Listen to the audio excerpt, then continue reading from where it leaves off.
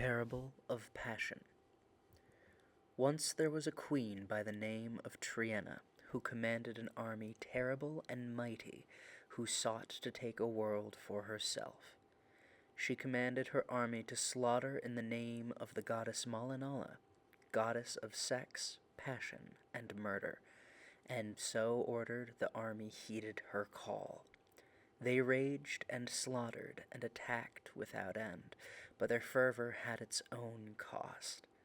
As they carved their bloody trail into the surface of the earth, their soldiers grew tired, their food neared empty, and yet they carried on until finally they had no option but to rest.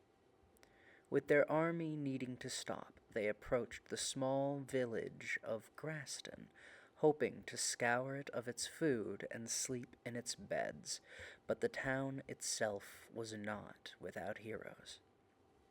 These three heroes, an axeman by the name of Gavroche, who it was said was able to fell great trees in one swoop, the mage Penlane, who it was said had magic enough that she could upheave the earth, and Frown, a ranger, who it was known could track a robin while blindfolded.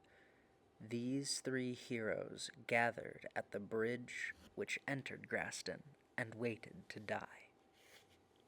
Here it was that Malinala, the goddess in whose name Trian's army had made their march, finally joined the fray.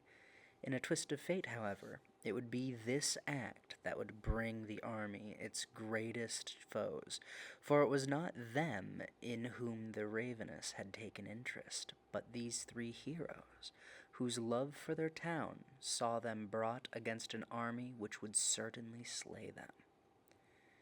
10 days before the army arrived, she approached the trio in the form of a stately raven and spoke.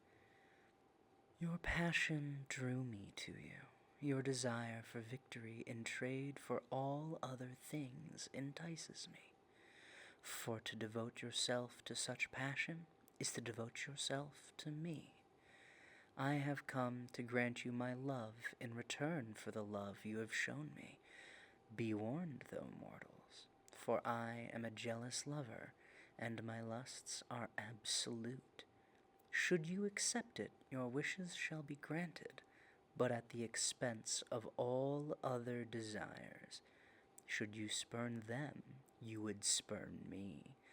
Do this, and I shall destroy you and drag you to the hells myself." "Then give it," replied Gavroche, looming tall and powerful over the raven, "and I shall show you my devotion is absolute. I need only the assurance that I will not falter, and my blade will strike true." Malinala was pleased by his immediate response, and so granted his request. "I bestow upon you my ferocity, and with it you shall be given the strength to halt this army yourself." So given, Gavroche took off running, not waiting for the army to arrive. He charged the front lines, and as promised, he felt her presence with him, and began to slaughter. He killed a third of the invading queen's army before succumbing to his wounds. The army was so shocked that, as promised, it halted its advance and began to rest for 10 days. Back at the bridge, Penlane was less eager. "You promised us power, but I am no fool. Devotion alone will see us killed, and I must know what I would bring upon the world before I trade my life for it." Malinala was angered by the impertinence of this mortal, and her form wavered before the woman. The two remaining heroes retreated, and Malinala took time to consider. Her impertinence had enraged the Ravenous, but it was done out of the same desire that attracted the goddess to the woman. So she returned on the 10th day and spoke again. "Your determination has moved me, and as such I shall grant you my own determination, and with it you shall gain the power to destroy this army yourself." This was enough to please Penlane, and so she accepted. As soon as she felt the goddess's power, she returned to her home and began to study and improve her magic.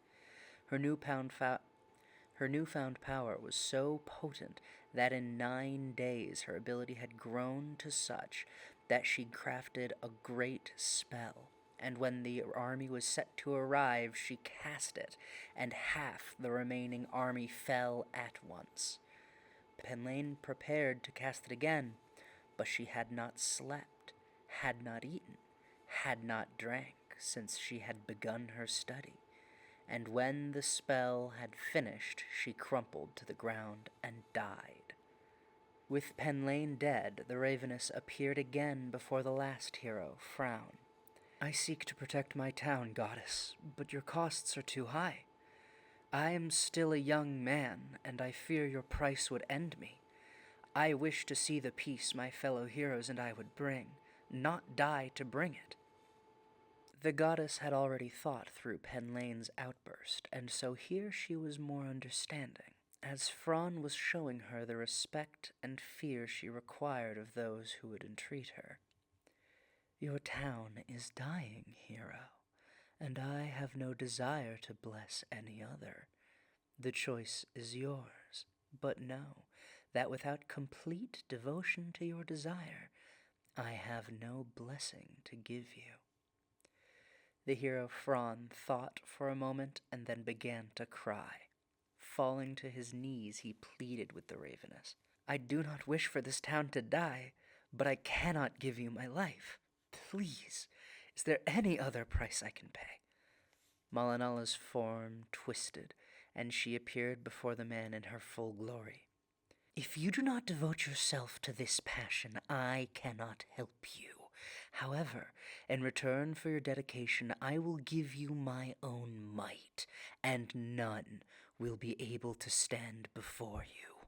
Frown agonized and entreated, but the goddess would not say more. Fron, not knowing what else to do, ran away. He fled from the town and left the goddess where she stood on the bridge. Fron, fearing he had angered her, did not stop running, did not turn to watch the town he had wished to protect burn, and when Triena had finally conquered everything, he did not raise his blade to stop her. He cowered, lost and alone, hiding from the goddess who he had spurned, and waited out his days.